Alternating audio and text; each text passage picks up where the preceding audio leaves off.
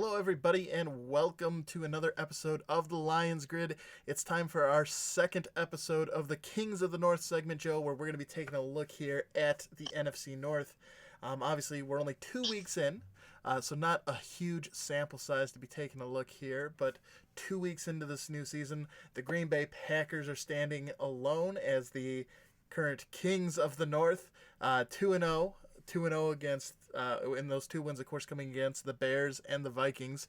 So starting out strong inside the division. The Lions currently in sole place of second position at the 1-0-1 mark. And then the Vikings and the Bears rounding it out at 1-1, essentially tied there for third place.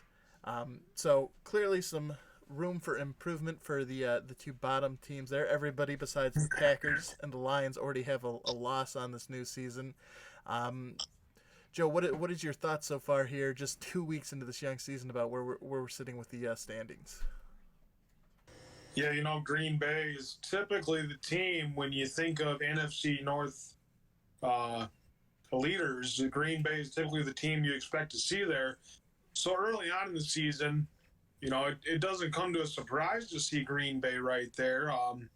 Many people picked either Minnesota or Chicago to win the division based upon recent success. But when you look back previously, before Chicago and Minnesota's success, it was Green Bay who was always at the top of the division. So for them to be back, in fairly competitive teams with Chicago and Minnesota as well, both having a loss, and the Detroit Lions, winning both their openers, or both, the home opener and away opener.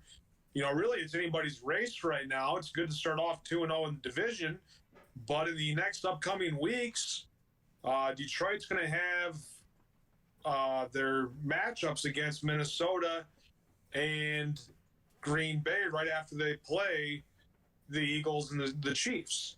So they're going to get into division competition relatively early in the season, and they don't meet the Bears till later on in the season. But of the teams that are in the division that are perennial threats right now, I look at it and say, it's Green Bay and Minnesota. So Detroit has a chance to make a statement here in the next 3 or 4 weeks or 5 weeks. Yeah, certainly we've talked about the importance of, when it comes especially to the division races, how you perform against your division opponents is really going to determine how successful of a season you have. The Packers definitely starting out on a very good foot. Not only did they start off the season with 2 wins, but having 2 wins against your division opponents. They only have 4 more games remaining against NFC North opponents, 2 against the Lions, and then 1 more each between the Bears and the Vikings. So they're already of a third of the way through there, and they're starting out great with those 2 wins. So the Packers certainly getting out to a very nice start, but everyone else is still very much in it, despite the Packers' hot start. And I think one thing that's interesting to note, I was taking a look at some of the team stats here. Interestingly enough, do you know, Joe, who's the number 1 passing offense in the NFC North currently? It is, in fact, our Detroit Lions with 606 passing yards. The next closest team in the NFC North is I believe, and I'm just double checking here so I don't speak falsely, but it is the Green Bay Packers with a whopping 357 yards. So, almost double what the Packers have, and they're the next closest. Right now, the Lions passing offense, the premier team, they're number 6 overall in the league. So they're in the top 10 in the NFL, which is a big deal. So it's not just they're leading the NFC North. That passing attack for the Lions has been good as compared to across the league. So definitely interesting to see, and something that can help them make a push here, as you mentioned, in a couple weeks when they start their games against NFC North opponents. Yeah, that's one thing I noted early on when discussing last year's stats, and where they ranked, 20th plus, in pass yards, defensive yards, and all that type of stuff. And I said where they need to be successful. And definitely, if you're ranking right now as the fifth quarterback in the league with the most passing yards, the 6th as a team. Um, Definitely, that's right where you want to be very competitive. And after starting off the season 2 games, 0 losses, you can say, yeah, well, if you're passing the ball efficiently, you're going to be more amped and more likely to be competitive and win football games. Yep.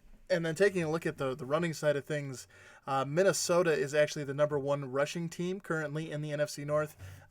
They are actually the number three, or they're in the top 10.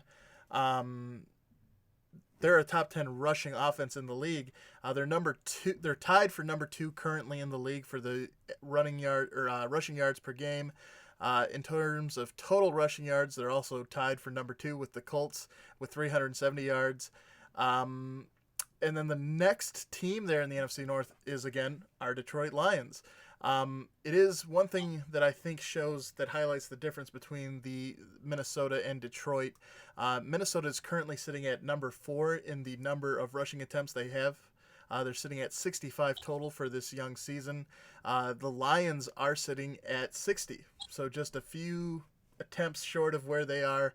And Joe, that was one of the things we talked about with bringing Darrell Bevel in, that typically his offenses rank in the top 10 of rushing attempts for a team. So far, 2 games into the season, number 8, certainly a top 10 attempts.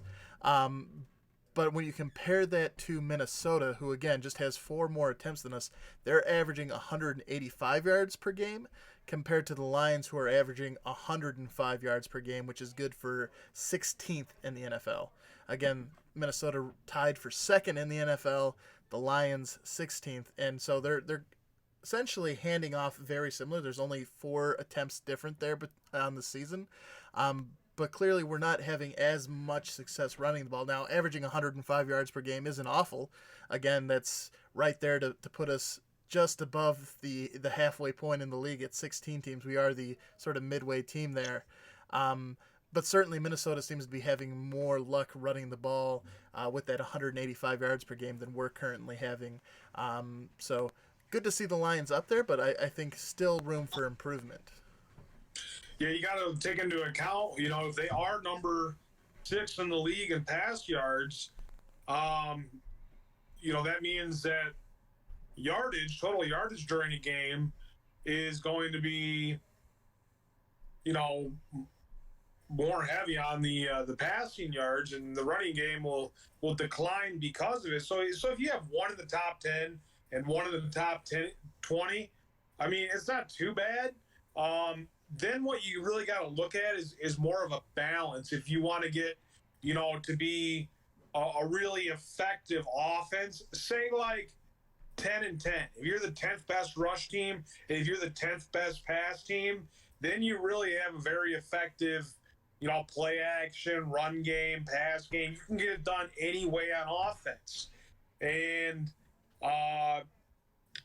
when you compare, these teams like Minnesota having the most rush yards in the division and high in the league, you got to take into account the total yardage per game, because some of the, if you're putting up relatively the same amount of yards, Minnesota might be lacking in the pass yards as compared to where Detroit's excelling in that area. So, it's a very questionable equation to know who's being more effective on offense. Typically, you get bigger plays on the passing game, but a run game can really dictate and direct and control the course of a football game. Certainly, there's something to be said for being able to control that time of possession, and close out games and things like that, or get convert first downs on short yardages on the ground. I think those are certainly big things.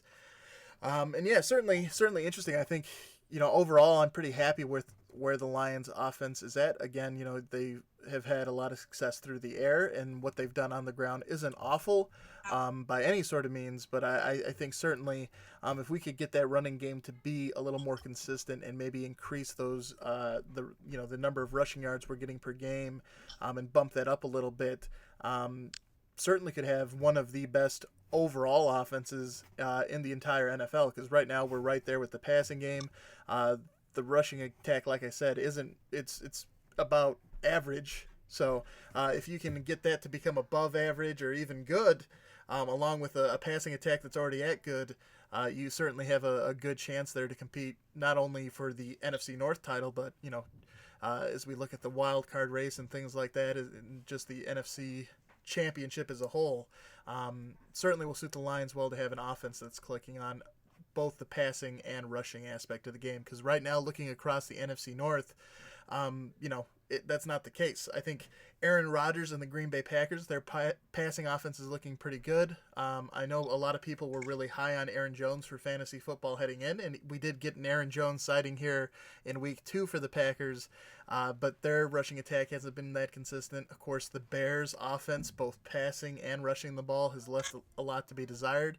So far, Mitchell Trubisky hasn't taken that next step. And then Delvin Cook for the Vikings, running that ball is looking really good. But on the other side of that coin, to your point, Joe, Kirk Cousins in that passing attack, and mind you, he has plenty of talent around him. Not only does he have Delvin Cook catching the ball out of the backfield, but he has Kyle Rudolph, the tight end. He's got Stephon Diggs, Adam Thielen. That passing attack right now for Minnesota is not very good considering the talent they have.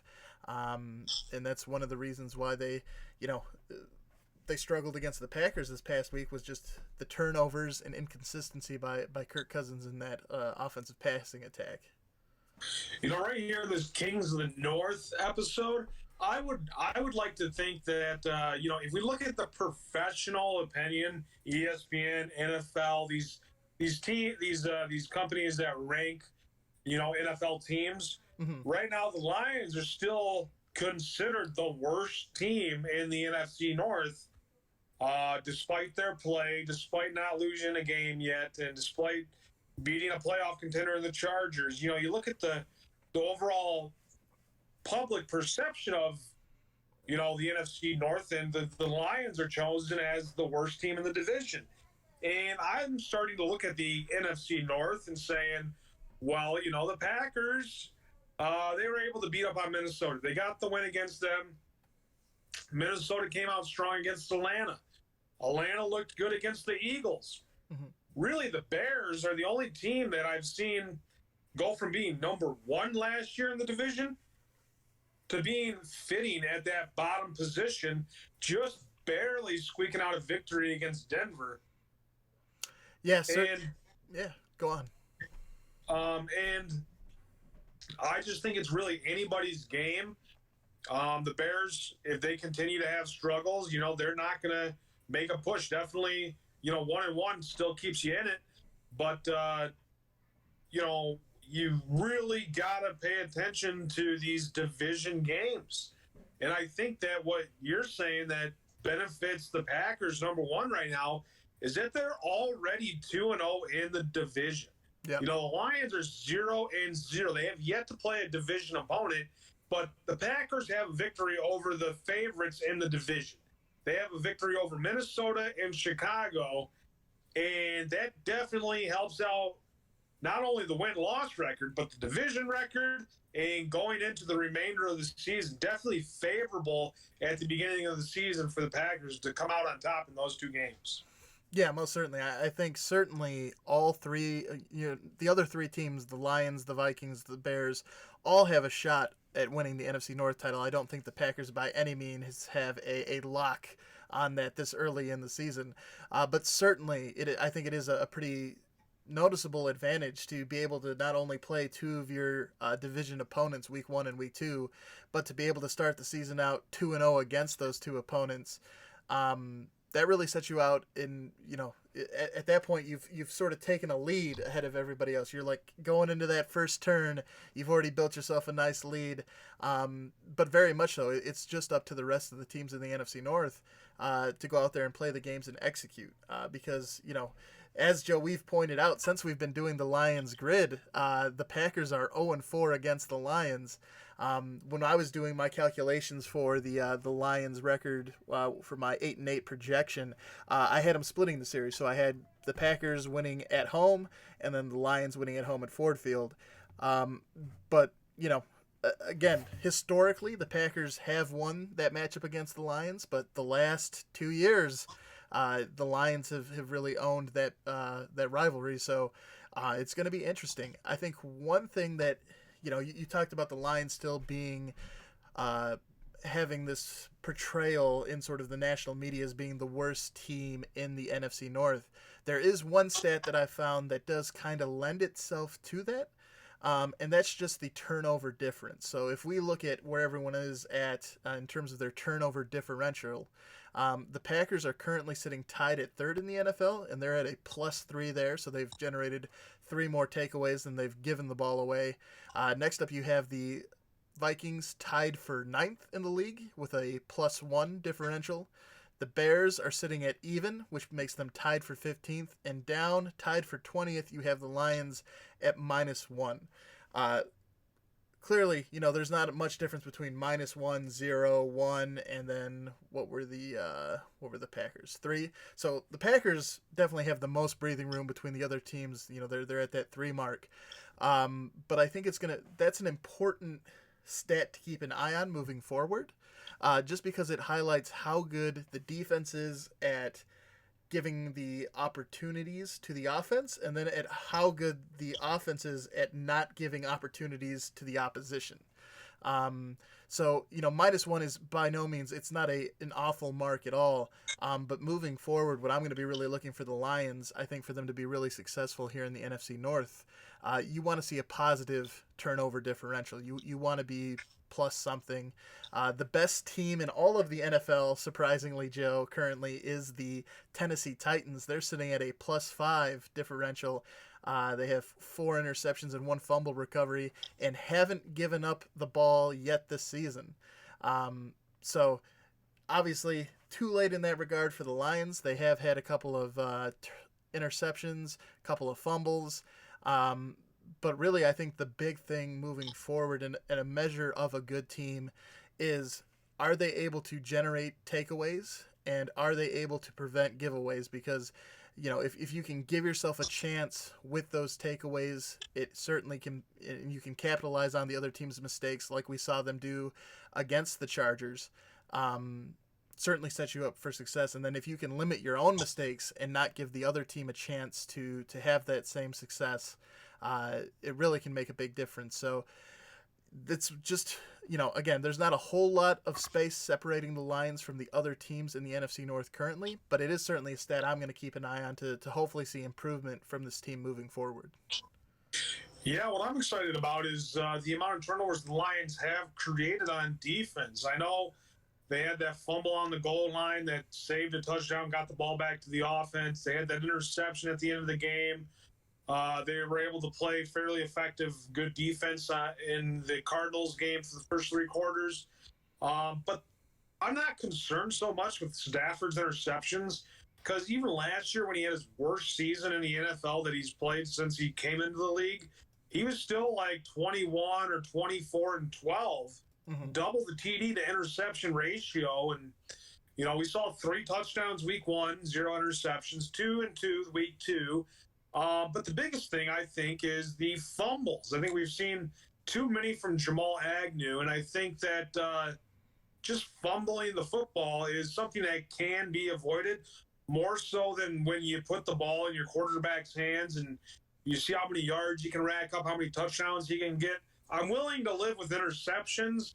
What really frustrates me is the fumbles. You want to be in a football game, don't fumble the football. It turns over right at the spot you fumble, and generally when you're running the ball, that's within 5-10 yards of the line of scrimmage. But when you throw interceptions, it could be 30-40 yards down the field. So depending on turnover and where at on the field will have major effects.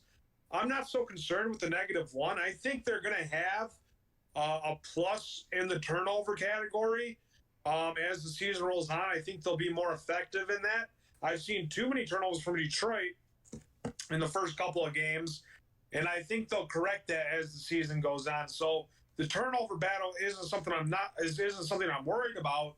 What really is interesting, though, when we talk about the NFC North in general, is that the NFC North is the only only division in the National Football League that has a team in it that has all 4 teams having a W. So there's not any other division where really there's an 0-2 team. You know, you got 1-0-1 for Detroit, 2-0 for Green Bay, 1-1 for the other two.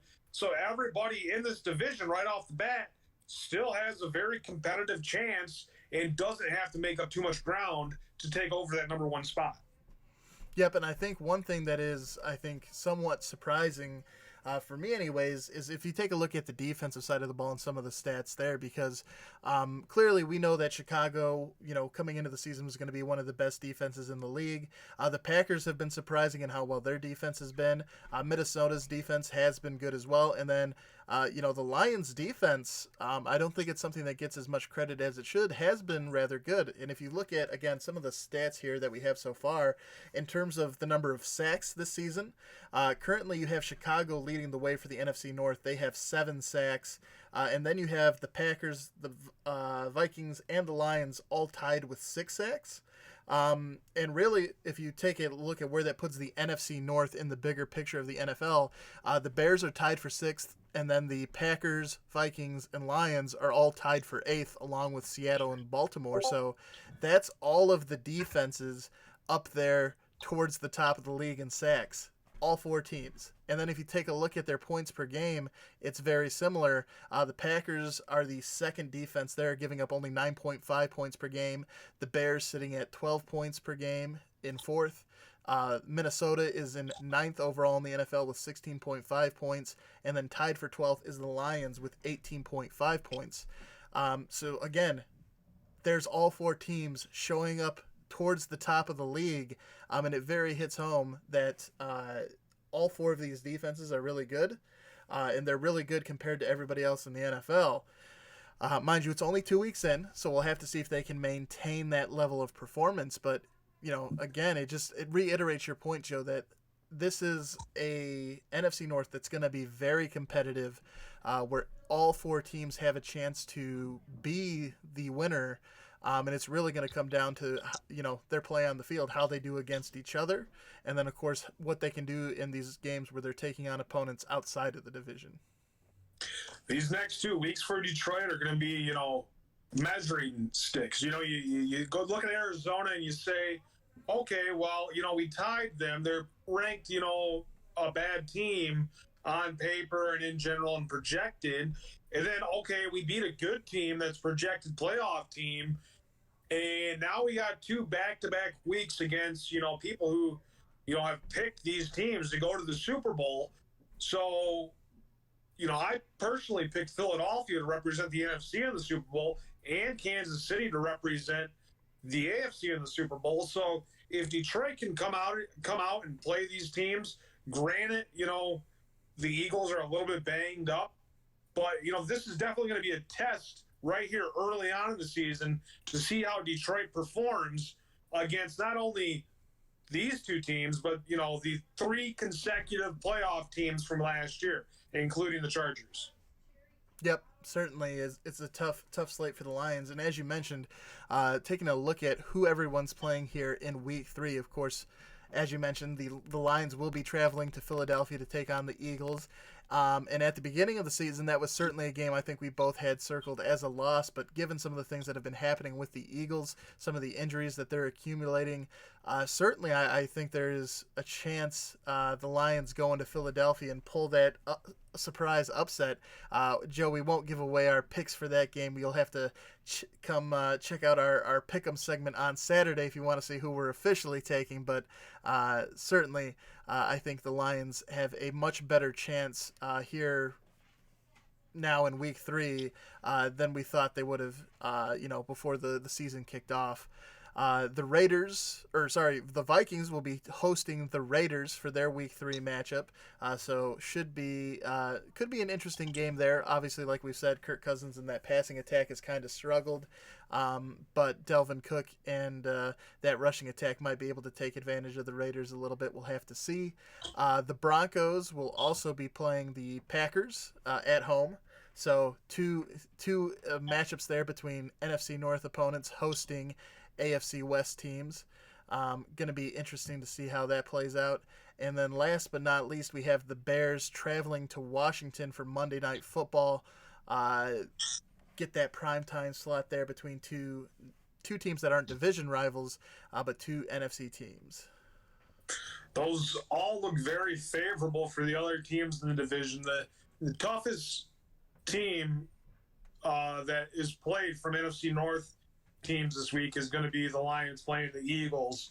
All those other teams, are easily winnable games for the other three teams in our divisions, which makes the race for the NFC North, the King of the North, very important to still stay competitive and try to get a W against the Eagles.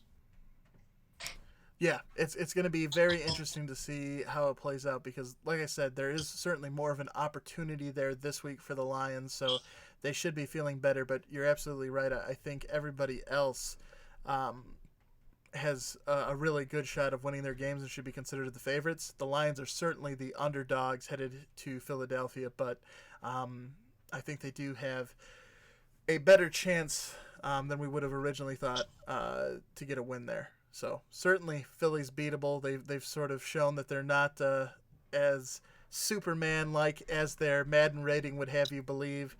They are human. They do bleed. So we'll have to see if the Lions can take advantage of that on Sunday.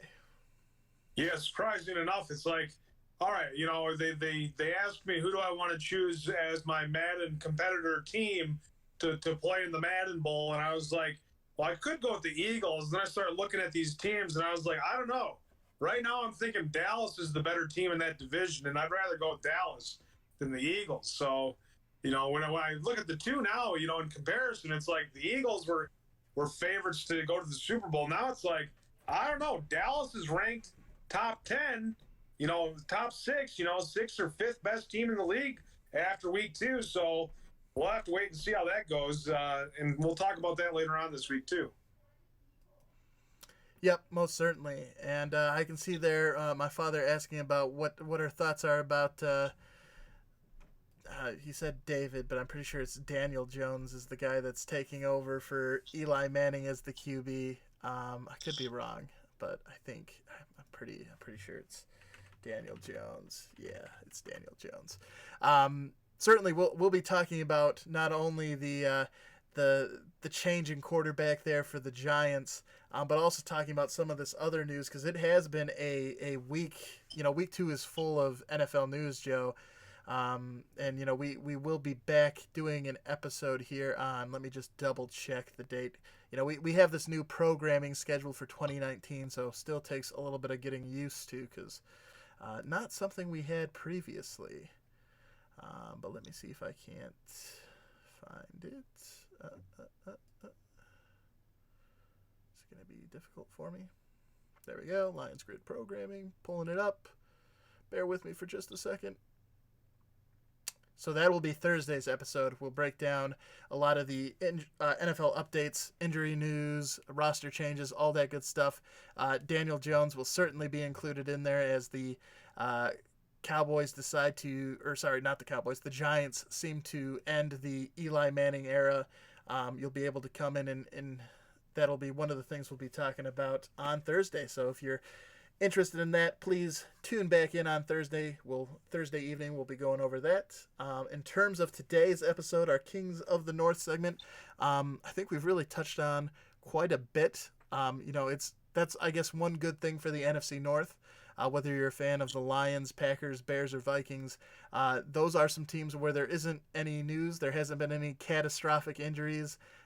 Everyone's kind of okay. Obviously, the Lions had missed out on Taylor Decker last week, but we'll give you an update on him and how he's looking if he'll be returning here for the Week 3 matchup. But overall, I think most teams in the NFC North pretty healthy, which means they should be doing pretty good moving forward.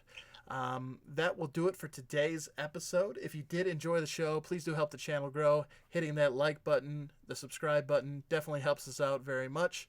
We're working towards that 100 subscriber goal to get our custom YouTube URL. So if you can help us out there, we will greatly appreciate it.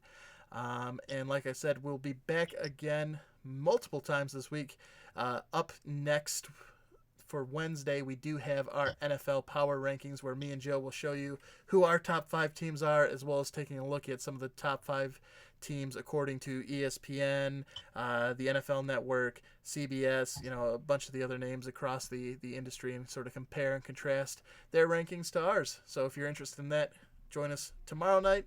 Otherwise, we'll catch you in a future video. Bye-bye.